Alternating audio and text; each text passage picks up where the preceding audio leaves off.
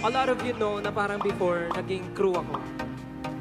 Kinabiliban, istoryang ito ni Stell sa McDonald's fan meet ng SB19.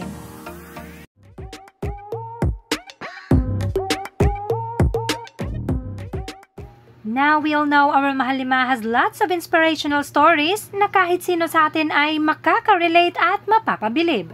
At isa na nga dito ang istorya ni Stell na kanyang ibinahagi sa McDonald's fan meet. Sige, bakit ko binabalik-balikan ng McDo? Siguro naman, a lot of you know na parang before, naging crew ako. Naging crew po ako. Naging crew ng McDonald's. Before, nung college po ako. So yan ang authentic, yan ang storya. Yeah. Imagine from being a McDonald's crew to now being one of its biggest endorsers. Siguradong ang estudyanteng Style noon na nagsiserve sa McDonald's ay ni minsay di naisip na magiging endorser siya sa naturang kumpanya. But that is part of God's plans for him. Parang grabe yung 360 from crew, tapos ngayon endorser ng McDo. So parang, every time po na binabalikan ko talaga yung memory na yun, naalala ko lahat ng hardships, lahat ng mga nangyari sa akin before.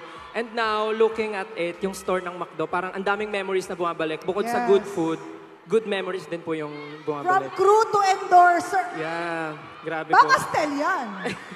Baka Stell yan.